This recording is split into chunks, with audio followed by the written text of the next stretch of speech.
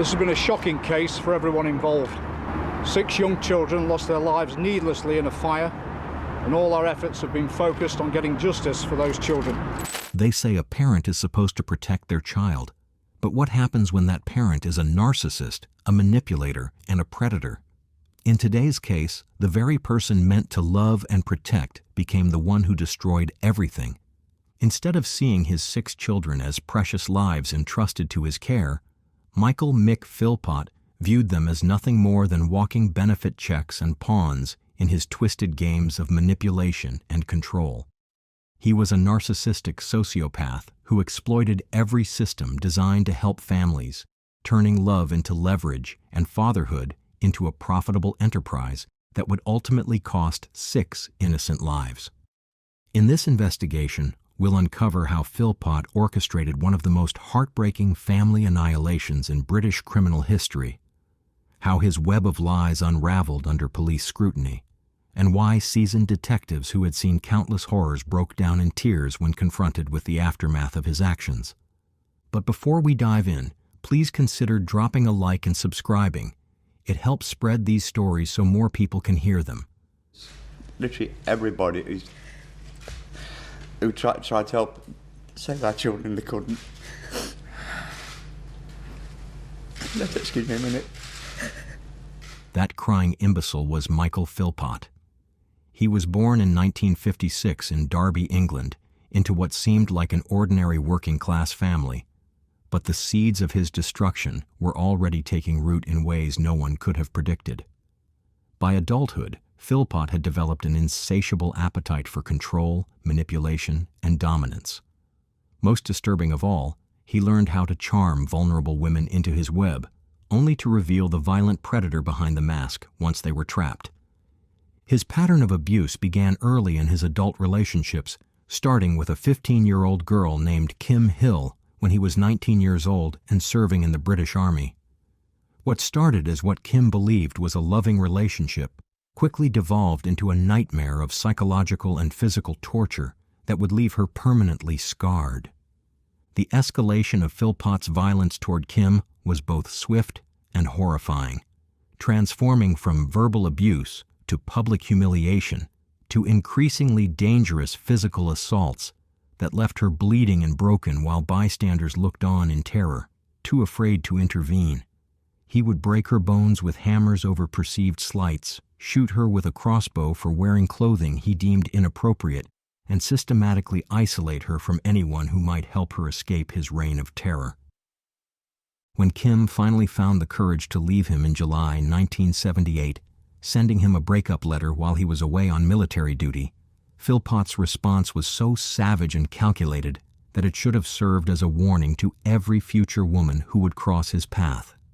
He went AWOL from the Army, broke into her family home, and launched an attack so vicious that Kim would literally die twice on the operating table as surgeons fought desperately to save her life. The attack that nearly killed Kim Hill revealed the true depths of Philpott's capacity for evil, as he stabbed her 27 times with a 9-inch knife while telling her menacingly, "If I can't have you, no one else will," before turning the same weapon on her mother, who tried to intervene. When paramedics arrived at the scene, they found Philpott sitting calmly on the stairs, still holding the bloody knife, telling them with chilling indifference, "I wouldn't bother, she's a goner. I done a good job on her." Kim's injuries were so extensive that they read like a horror novel rather than a medical report.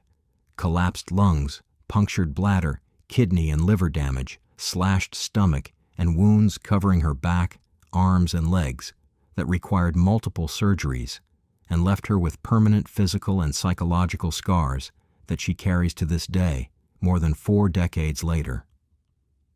The justice system's response to this attempted double murder was nothing short of a catastrophic failure that would have deadly consequences years later, as Philpott received only 7.5 years in prison for his crimes and was released after serving just 3 years and 2 months for what authorities bizarrely classified as good behavior. This laughably inadequate punishment sent a clear message to Philpott that society would tolerate his violence, setting the stage for even more horrific crimes to come. But what makes this case even more disturbing is how Philpott used his time in prison not for reflection or rehabilitation, but to continue manipulating his victim, sending Kim letters expressing fake remorse and even proposing marriage upon his release, demonstrating that his capacity for psychological torture knew no bounds and that he viewed even attempted murder as just another tool in his arsenal of control. After his release in 1986, Philpott wasted no time in finding his next victim, marrying Pamela Lomax and continuing his pattern of abuse, while fathering 3 children who would become unwitting witnesses to their father's increasingly erratic and violent behavior. Pamela lived in constant terror, knowing full well what had happened to Kim and understanding that crossing Philpott could result in her own death, so she remained silent and hoped that somehow he would move on to someone else before he killed her. Her prayers were answered in the worst possible way when Philpott began grooming his next victim, a 14-year-old girl named Heather Keogh, beginning a relationship that was not only predatory and illegal, but would establish a pattern that would define the rest of his life, targeting vulnerable young women, isolating them from support systems, and using pregnancy and children as tools of control and sources of government benefits. The most chilling aspect of Philpott's relationship with Heather was how he weaponized fatherhood itself, becoming violently angry when she gave birth to sons instead of daughters, and actually training his older children to participate in the abuse of their stepmother, creating a household where violence was not only normalized but actively encouraged as a means of maintaining his absolute authority. When Heather finally escaped by climbing over a fence and fleeing in terror, she was forced to temporarily abandon her own children because Philpott had made it clear that any attempt to take them would result in deadly consequences, setting up a custody battle that would foreshadow the even more tragic events that were yet to come. But Philpott's most devastating relationship was yet to begin, and it would involve not one, but 2 women living under the same roof. A bizarre arrangement that would provide him with the maximum number of children possible, while ensuring a steady stream of government benefits that he viewed as his primary source of income, rather than the support system it was designed to be. Why would multiple women willingly enter into such an arrangement with a man who had already demonstrated his capacity for extreme violence? And how did Philpott manage to convince them that this lifestyle was not only acceptable but desirable, when every rational person could see that he was systematically exploiting and endangering everyone around him? The answer to that lies in his predatory instinct for identifying the most vulnerable targets at their weakest moments, then positioning himself as their savior before gradually revealing his true nature once they were already trapped in his web of dependency and fear. His hunting ground was the world of teenage single mothers who had already been abandoned or abused, women who were so desperate for stability and protection that they were willing to overlook red flags that would send any rational person running. In 2000, Philpott met 19-year-old Mered Duffy, a single mother who had recently escaped an abusive relationship and was struggling to care for her young son while rebuilding her shattered life.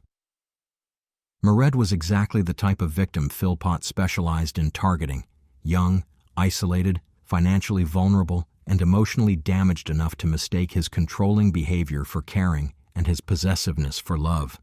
Philpott's courtship of Mered followed his established pattern of love bombing, followed by gradual control, as he swept her off her feet with grand romantic gestures and promises of security before slowly isolating her from friends and family while making her completely financially dependent on him. Within months of meeting, Mered had moved in with Philpott and was pregnant with their first child together, a daughter named Jade, who would become the light of her mother's life and, tragically, one of the 6 children who would perish in the fire that Philpott himself would set.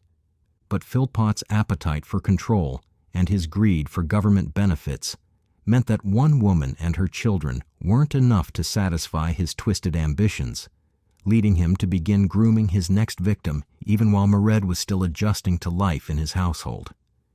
In 2001, he encountered 16-year-old Lisa Willis, an orphan single mother who was even more vulnerable than Mered had been, having aged out of the care system with no family support and a young child to raise on her own.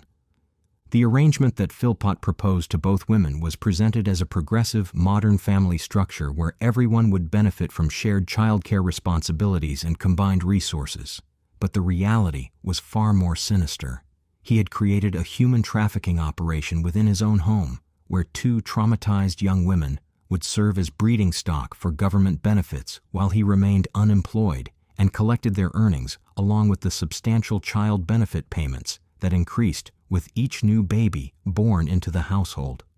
What makes this situation even more disturbing is how Philpott managed to convince both women that this arrangement was not only normal but preferable to traditional relationships, using psychological manipulation techniques that included isolating them from outside perspectives, creating artificial competition between them, and alternating between punishment and reward to keep them both constantly seeking his approval while never feeling secure in their position within the household hierarchy. The three-bedroom council house at 18 Victory Road in Derby's Allenton district became a pressure cooker of dysfunction, where 11 children and 3 adults lived in overcrowded conditions that would have tested even the most functional family, but under Philpott's reign of terror became a nightmare of psychological manipulation, physical abuse, and financial exploitation that the outside world remained largely unaware of due to his carefully maintained public facade. Philpott's twisted genius lay in his ability to present himself to authorities and neighbors as a devoted family man who was simply trying to make the best of an unconventional situation. While behind closed doors he ruled through fear, violence, and the constant threat that any resistance would result in the loss of children, homes, and the only stability that Mered and Lisa had ever known. The financial motivation behind Philpott's behavior became crystal clear when investigators later calculated that his household was receiving approximately £25,000 per year in various government benefits, making him one of the highest-earning unemployed people in the entire region, while he simultaneously demanded larger council housing to accommodate his ever-growing family that he viewed purely as a business enterprise rather than human beings deserving of love and protection. But Philpott's greed and need for attention would ultimately lead to his downfall, as he began seeking media coverage for his housing situation in an attempt to pressure the council into providing him with a larger property, not realizing that his public appearances would create a documented record of his narcissistic personality and exploitative behavior that would later be used against him in court. His appearance on The Jeremy Kyle Show in 2007 was meant to garner public sympathy for his family's housing crisis, but instead revealed him to be an aggressive, entitled narcissist who became visibly agitated when challenged about his unemployment and parenting choices, even making obscene gestures at the host while defending his right to live off government benefits while fathering children with 2 women simultaneously.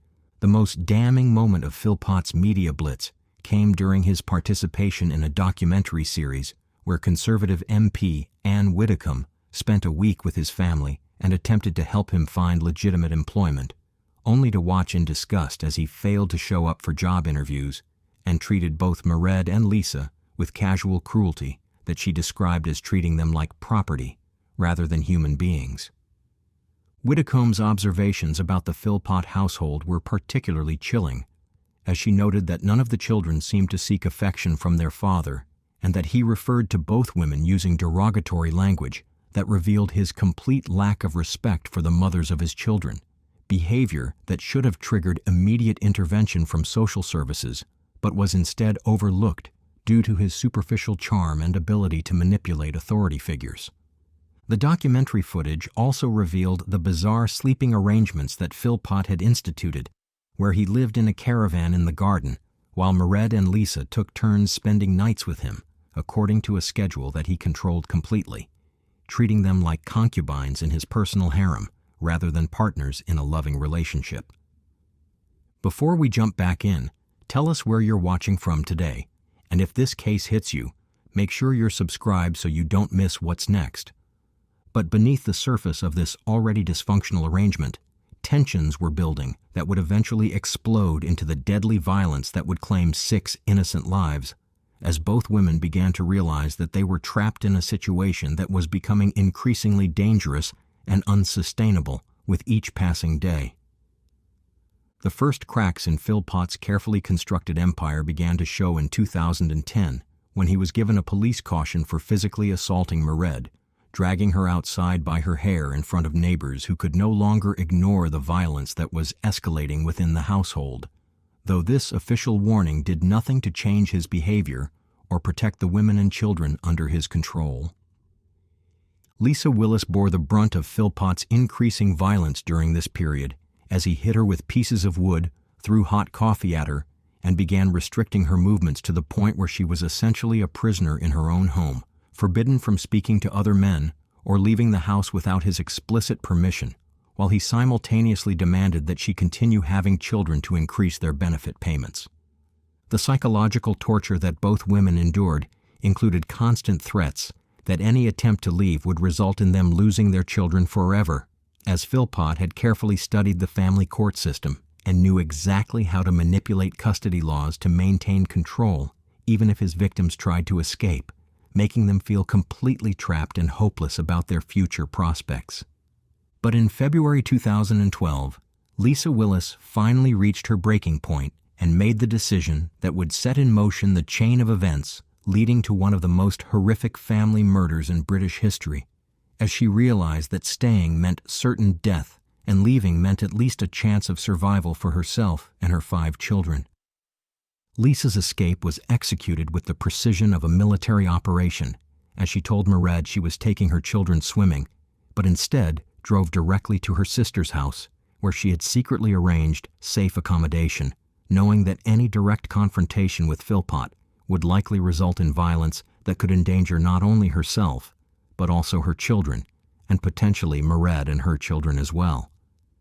The custody battle that followed Lisa's escape consumed Philpott with a rage that those who knew him described as unlike anything they had ever witnessed, as he realized that losing Lisa's 5 children meant losing a significant portion of his benefit income, while also suffering a blow to his ego that his narcissistic personality simply could not tolerate, leading him to begin planning the most heinous revenge scheme imaginable.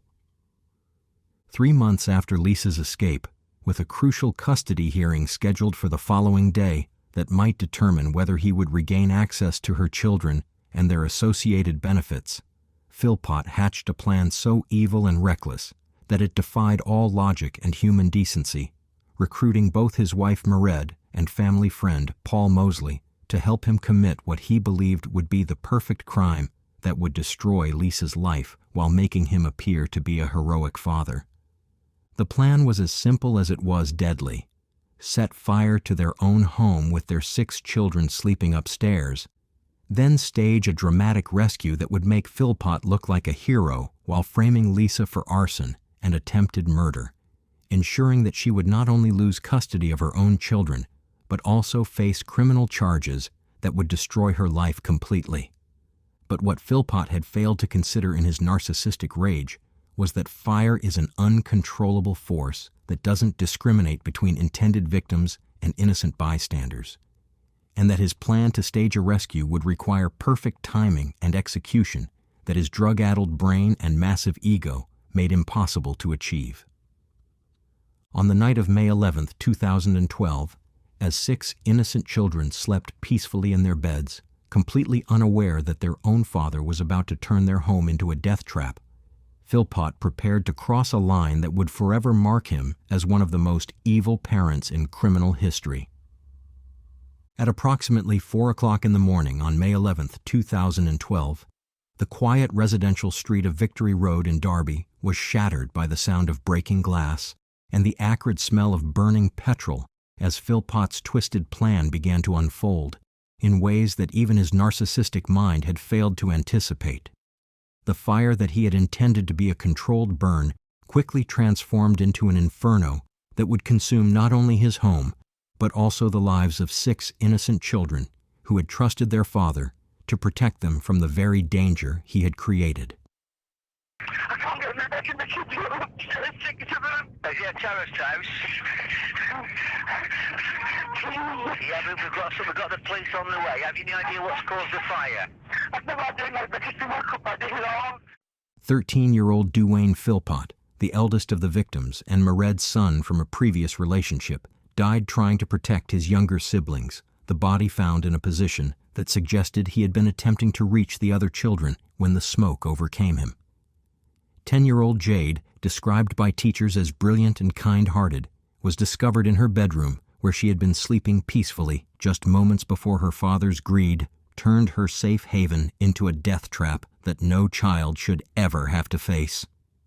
9-year-old John, who was known for his infectious smile and polite nature, 7-year-old Jack, the quiet and gentle soul of the family, 6-year-old Jesse, whose loud personality had brought joy to everyone who knew him, and 5-year-old Jaden, who loved nothing more than cuddling with family members, all perished from smoke inhalation as temperatures in the upstairs bedrooms exceeded 500 degrees Celsius, creating conditions so extreme that survival was impossible within minutes of the fire's ignition. The responding firefighters, who had seen countless tragic situations throughout their careers, were visibly shaken by the scene that greeted them as they pulled 6 small bodies from the burning house, with several veteran officers later admitting that the sight of so many young victims in one incident was unlike anything they had encountered and would haunt them for the rest of their lives. But even as his children's bodies were being carried from the burning wreckage of their home, Philpott was already performing for the cameras and witnesses, displaying behavior that struck experienced first responders as completely inappropriate for a father who had just lost 6 children, including flirting with female police officers and engaging in what mortuary staff described as horseplay when viewing his children's bodies. The investigation that followed would reveal the full extent of Philpott's depravity through a combination of forensic evidence and covert surveillance that captured him in unguarded moments when his mask of grief slipped to reveal the calculating criminal beneath. Acting Detective Superintendent Kate Maynell, who led the investigation, would later say that the case had affected every officer involved because they couldn't forget that 6 children had died that night, and those children deserved justice regardless of how difficult the investigation became. The breakthrough in the case came when investigators discovered petrol residue on clothing belonging to all 3 defendants, while covert recordings captured Philpott making incriminating statements, including his admission that it was my fault they lost their children and family, along with disturbing footage of him engaging in sexual activity with both Mered and Paul Mosley just hours after his children's deaths, behavior that revealed his complete lack of genuine grief or remorse. The forensic evidence painted a clear picture of how Philpott had poured petrol throughout the hallway of the house before igniting it, then removed the containers in an attempt to make it appear that the fire had been started from outside through the letterbox, a deception that was quickly unraveled by fire investigators who could determine the exact point of origin and the accelerant used to ensure the blaze would spread rapidly through the house.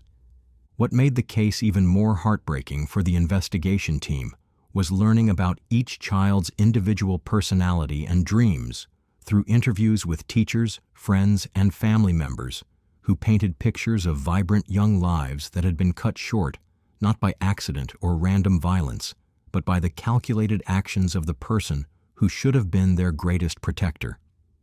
The trial that began on February 12, 2013, at Nottingham Crown Court revealed the full scope of Philpott's manipulation and abuse, as prosecutors presented evidence showing how he had systematically exploited and terrorized multiple women while using his children as sources of income rather than treating them as human beings deserving of love and safety. Mrs. Justice Thirlwall, who presided over the trial, made it clear in her sentencing remarks that while the fire had been Philpott's idea, both Mered and Paul Mosley bore responsibility for participating in a plan that they knew could endanger children, with the judge noting that Mered's children had died because she had chosen to put her husband's twisted desires above the safety of her own offspring. On April 2, 2013, all 3 defendants were found guilty of manslaughter, with Philpott receiving a life sentence with a minimum term of 14 years and 58 days, while Mered and Mosley each received 17-year sentences with the possibility of parole after serving half their terms, a disparity that sparked intense debate about whether the accomplices had received adequate punishment for their roles in the deaths of 6 children. The aftermath of the case continued to generate controversy as both Mered and Mosley were eventually released early under license provisions, with Mered freed in November 2020 and Mosley released in November 2023, while Philpott remains imprisoned at HMP Wakefield, where he continues to serve his minimum sentence with no guarantee of parole even when that term expires.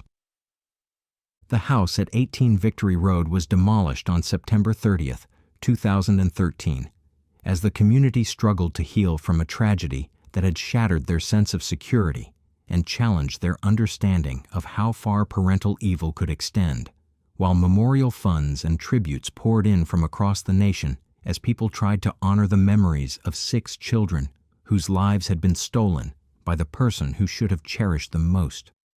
Perhaps the only glimmer of hope to emerge from this unimaginable tragedy was the decision by Mered to donate Duane's organs, which helped save the life of another child and ensured that even in death, her 13-year-old son was able to protect someone in a way that his father had failed to protect him and his siblings.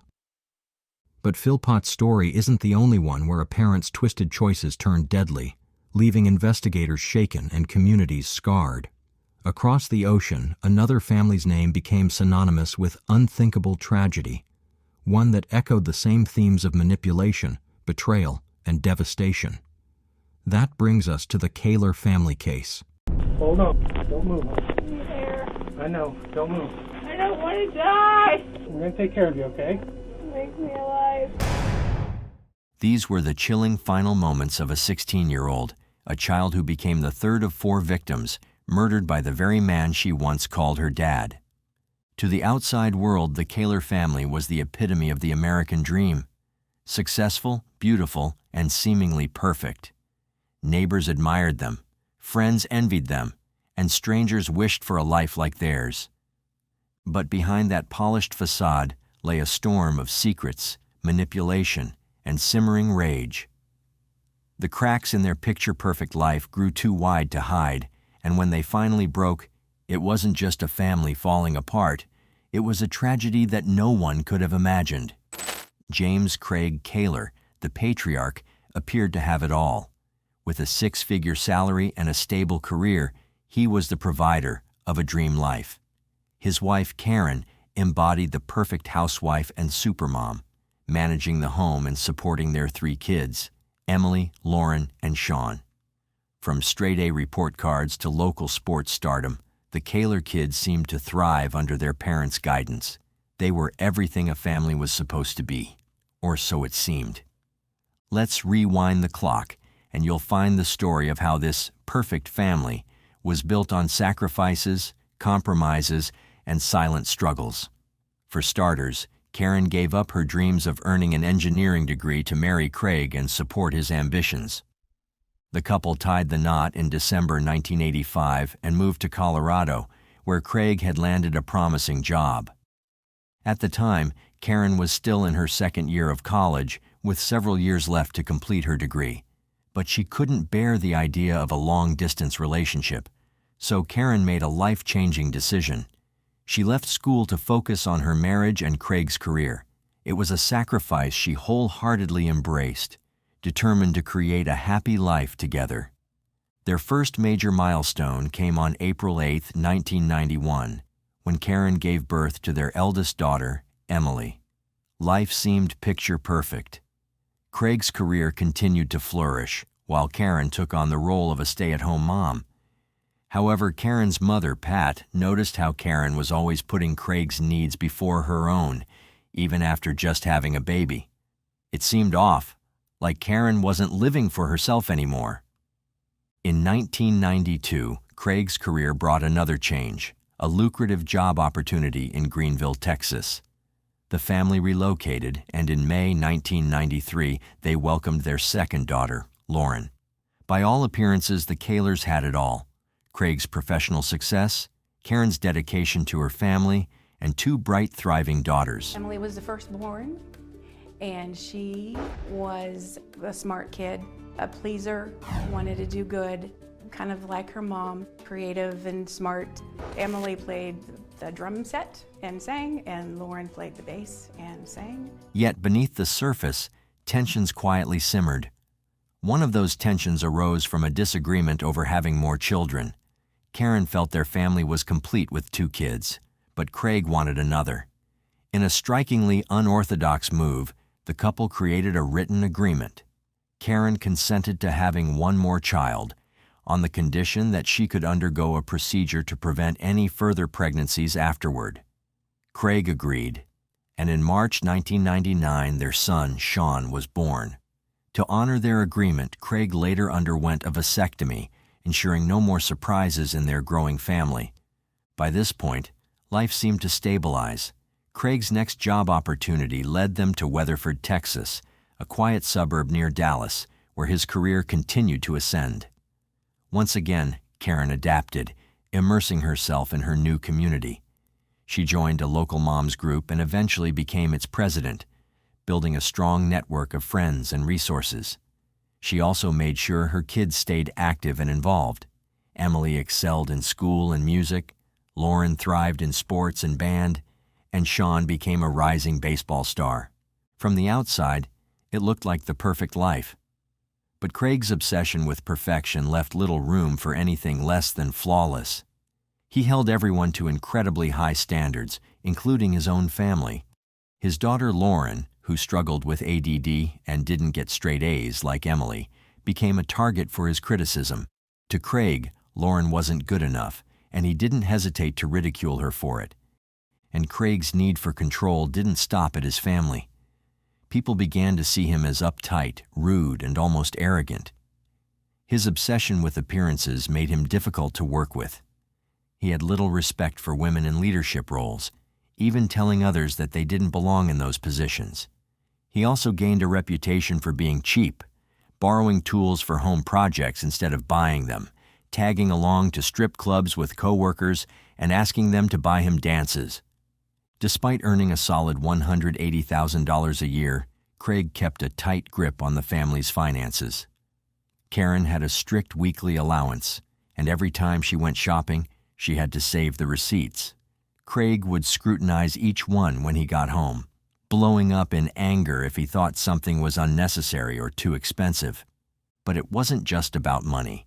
Craig's control extended to every aspect of their life, even their sex life. Every night at 8:30 p.m., Karen had to be in bed for their routine.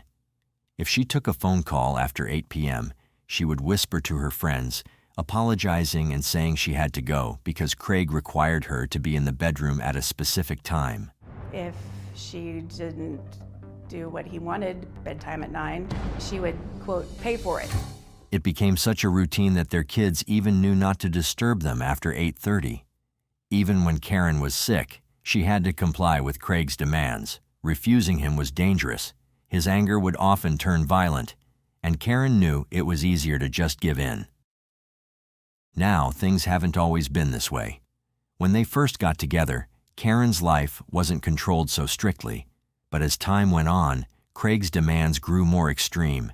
He even suggested bringing a third person, specifically a woman, into their relationship, just to watch Karen and her together. Karen wasn't comfortable with this at all, but she found it difficult to say no.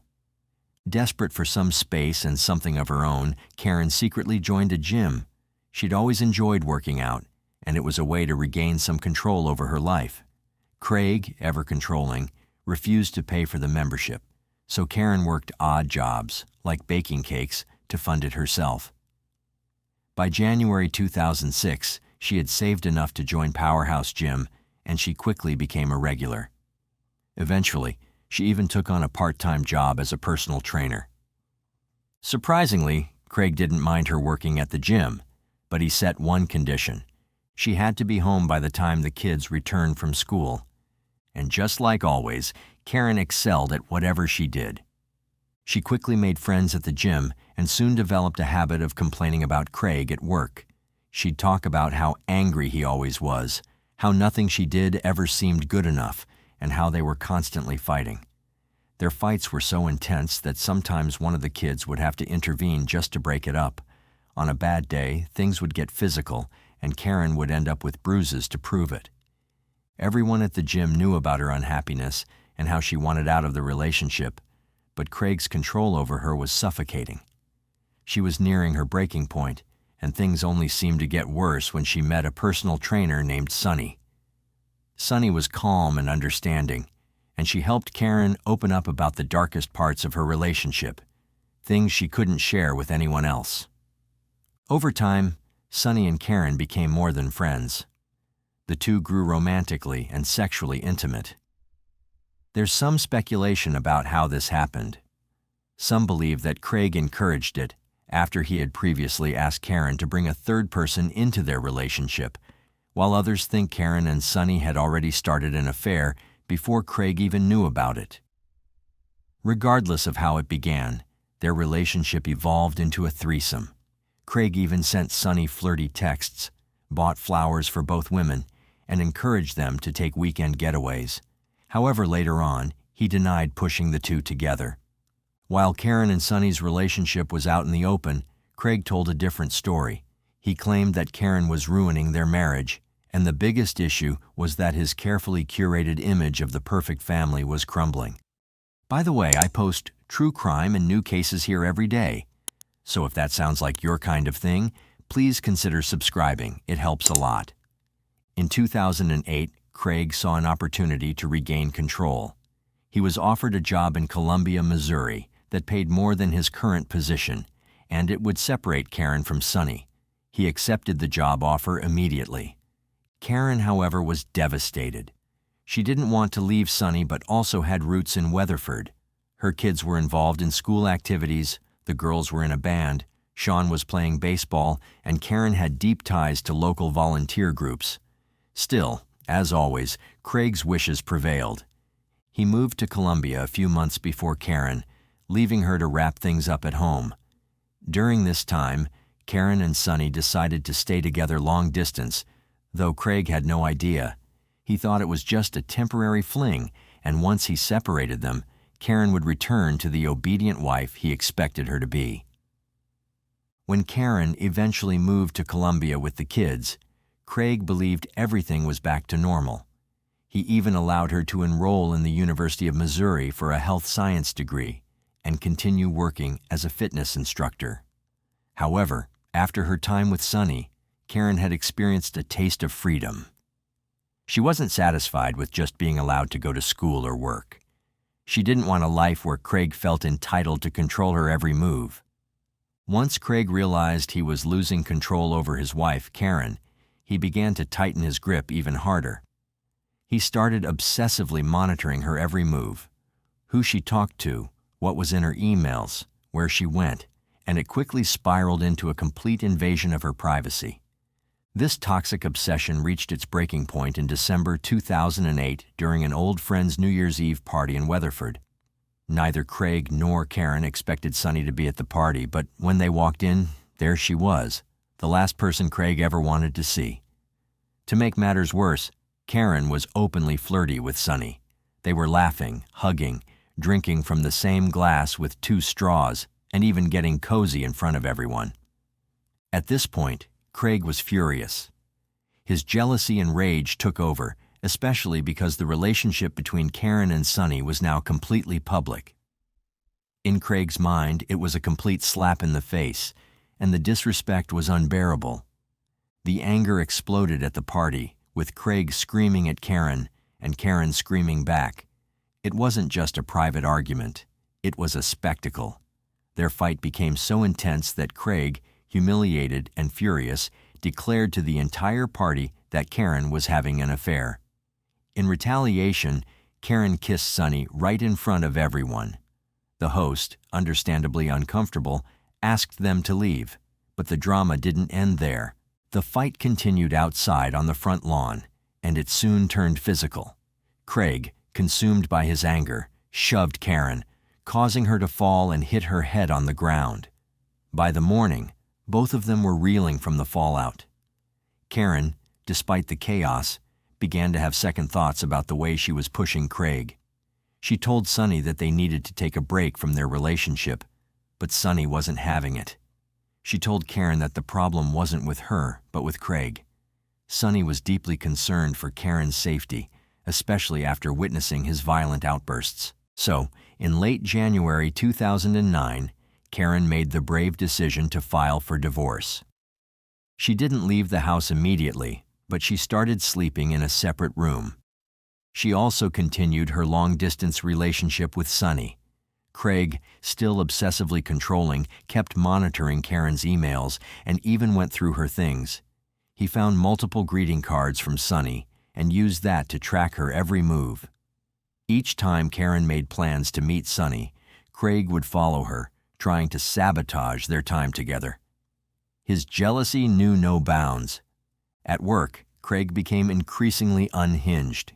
He would carry around a photo album, showing it off to coworkers and saying things like, "Isn't this a happy family? Why doesn't Karen want to be a happy family?" His bizarre behavior made everyone uncomfortable, but Craig didn't seem to notice or care. He was too consumed by his need to control Karen's life. The tension reached a boiling point in March 2009, after Craig gave a speech at a city council meeting. Karen, there to support him, was dragged into another heated argument. This time, Craig's anger turned physical. He assaulted Karen, and she called the police. Craig was arrested for third-degree domestic assault. In her statement to the police, Karen described how Craig physically blocked her exit, cornering her against a cabinet, and how his behavior had grown increasingly violent and controlling over time. Despite Craig's denial of the assault, claiming he was only trying to give Karen a hug, the marks on Karen's body told a different story. Craig was arrested and charged. Karen moved out of their home, taking the kids with her, and rented a place on the other side of Columbia. She also withdrew $50,000 from their shared bank account, signaling that she was finally breaking free from Craig's toxic and dangerous control. Now, the arrest of Craig was nothing short of devastating. As a city official, his actions were front-page news, and when his bizarre and unsettling behavior at work came to light, it only made things worse. Eventually, the city issued a public statement saying Craig resigned due to difficult family issues, but the truth was far more complicated. The fact that he had been fired, not by choice, was a blow to his already fragile ego. He couldn't handle the fact that his once perfect reputation was now in tatters. No job, no family, and no control over anything. Craig packed up and left his house, heading back to his parents' farm in Kansas. He hoped that hard work on the farm would help clear his mind, but the distance didn't make things better. If anything, it fueled his obsession with Karen, his ex-wife. Craig couldn't understand why Karen had left him. In his mind, he had been the perfect husband. He had provided everything, and yet she walked away.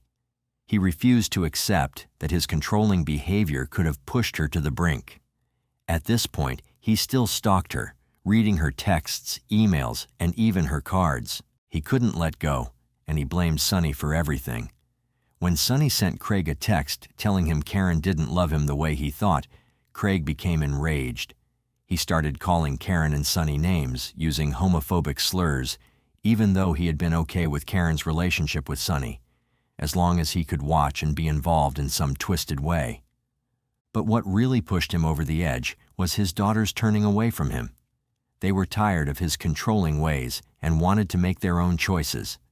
Emily, his oldest daughter, was the first to break away. She picked a college he didn't approve of, showing she wasn't going to live by his rules anymore. To Craig, this felt like a slap in the face. He blamed Karen even more, saying she had brainwashed the girls into going against him. Things only got even worse when one of his daughters posted on Facebook, admitting she was bisexual. Instead of supporting her, Craig saw this as another reason to lash out. He was convinced their mom had influenced this too. Interestingly, he started building a massive case against Karen, collecting over 3,500 pages of so-called evidence for his divorce attorney. This included screenshots of Karen and Sonny's private messages and notes about every time Karen visited Sonny. He even claimed that the two women had sex in front of the kids, but he never showed any proof of this. Craig's behavior became even more bizarre and disturbing. He told his friends about wanting to kill Sonny, but no one took him seriously. It's a common theme in these cases. People ignore the red flags until it's too late. It's also important to note that despite his rage toward Karen and Sonny, Craig was also sleeping with multiple women. His behavior was all over the place, but when it came to his son, Sean, things seemed a bit different. According to Craig, Sean was the one person who hadn't completely turned his back on him. Craig made an effort to spend time with his son, taking him hunting and fishing, trying to stay involved in his life. While he may have been a terrible husband to Karen and a distant, controlling father to his daughters by all accounts, he was still trying to be a decent dad to Sean. It was as if Sean was the last shred of hope for Craig, the one connection that hadn't been completely destroyed. Fast forward to Thanksgiving 2009. While Sean was with Craig, Karen was still trying to keep her family close. She wanted all of her children and her girlfriend Sonny to visit her grandmother Dorothy during the holiday. So, the day after Thanksgiving, Karen went to pick up Sean from Craig's house and take him to Dorothy's. Dorothy, who was 89 years old, lived in a quiet farmhouse in Burlingame, Kansas, a tiny town with less than 1,000 residents. But on Saturday, November 29, 2009, a deputy was wrapping up some paperwork when a call came in about a suspicious vehicle in Burlingame. It was just after 6 p.m. when a neighbor reported that a small truck had been speeding through the area. They watched as the driver pulled up, got out of the truck, and started walking down the road. A few moments later, the man came back carrying a large object they couldn't identify. Fearing that it may have been a robbery, the neighbors grabbed a flashlight and went outside to confront him. But before they could get close, the man placed the object in the back seat of the truck, climbed in, and sped off. The neighbors quickly called the sheriff's office, and the deputy set out to investigate. But just minutes later, another call came in, one that would lead to a much darker discovery.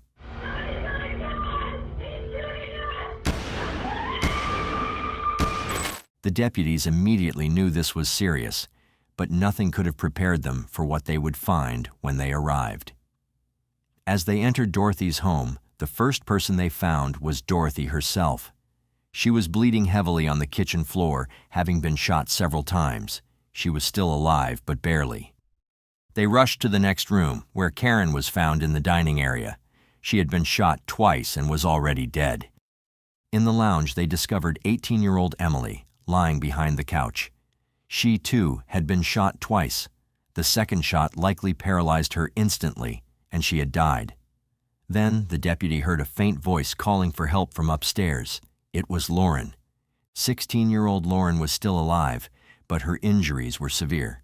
Like Dorothy, she had been shot multiple times and was barely holding on. As she was taken away, Lauren whispered the name Craig. When asked who that was, she weakly replied, "My dad." Hold on. Don't move. Here. I know. Don't move. I don't want to die. We're going to take care of you, okay? Make me alive. And it didn't take long before Lauren, too, succumbed to her injuries and died. Dorothy, who had been fighting for her life with everything she had, followed soon after. That left us with the only surviving member of the family, Sean, an unwilling witness to this senseless bloodshed. According to his account, he and Karen had been sitting together, cleaning some old coins when the nightmare began. Without warning, Craig burst through the back door, rifle in hand, and opened fire on Karen. In the chaos, Sean ran for his life, desperate to escape. He scrambled for Karen's phone to call for help, but before he could, more gunshots echoed through the house. Terrified, he knew he had to get out, and so he fled, running for the neighbor next door. Understandably, a search warrant was issued immediately for Craig, and it didn't take long for the authorities to locate his car, abandoned in the middle of nowhere, eerily out of place. Inside, the officers found a chilling scene: a stash of more ammunition, unopened bottles of anxiety medication, and a backpack packed with the essentials such as soap, toilet paper, and canned food, as if he had been preparing for something. But Craig himself was nowhere to be found. Hours later, though, he was spotted wandering aimlessly down a deserted road, disheveled and looking lost. When he saw the officers approach, he didn't try to run. Instead, he muttered, "I'm the guy you're looking for," and was arrested without a struggle. Craig's defense team argued that his mental health issues, including depression and multiple personality disorders, pushed him to the brink. They claimed he had snapped, unable to control his actions. However, the prosecution painted a much darker picture, one of a man whose actions were chillingly premeditated. To back up their claims, they presented a crucial piece of evidence. Craig's expert psychiatrist testified that while he did suffer from depression, he still had the clear ability to plan the murders. The fact that he spared Sean's life was a key detail, demonstrating that his actions were calculated, not impulsive. 2 years after the murders, the final trial began. Sean, now 12, showed extraordinary bravery as he took the stand to recount the horrifying events.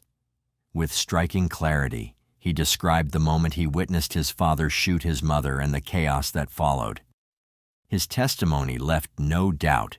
Craig's actions weren't a spur-of-the-moment lapse in judgment, but the culmination of months of simmering rage and calculated intent.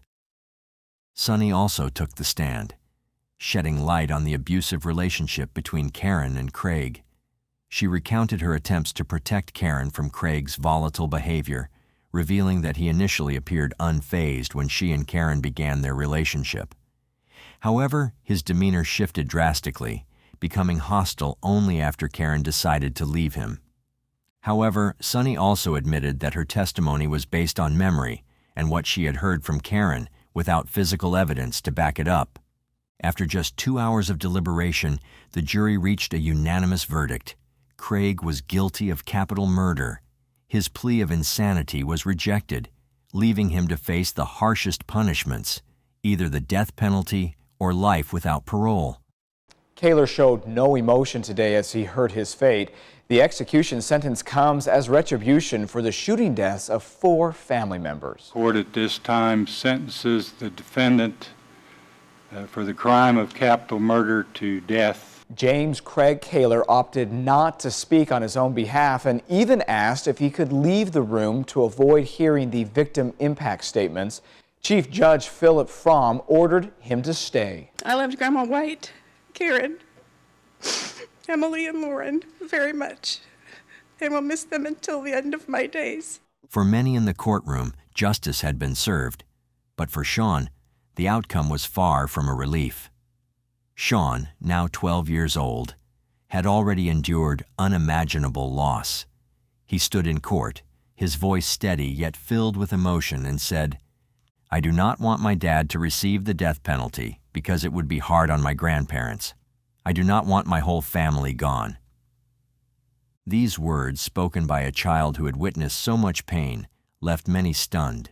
Despite Craig's horrific actions, Sean still saw him as a father, a man who, in his eyes, had been kind and loving to him. Craig, on the other hand, showed no regret for the lives he had taken. After his sentencing, he began writing letters to various people, including the lead prosecutor. These weren't apologies. Instead, Craig claimed he felt relieved by what he had done, insisting that he had freed Sean from what he called a toxic environment. Craig's legal team quickly filed an appeal to the Kansas Supreme Court. They argued that the jury had been biased and claimed that his mental health issues hadn't been properly considered during the trial. But the court disagreed. One judge stated that Kansas law doesn't exonerate someone just because they're mentally ill, and another pointed out that Craig's mental health had been considered during sentencing. It just didn't excuse what he had done. In the end, Craig's appeal was denied. His options for further legal action grew slim, leaving him to face the consequences of his choices. As of now, he remains on death row, a stark reminder of the heinous crimes he committed.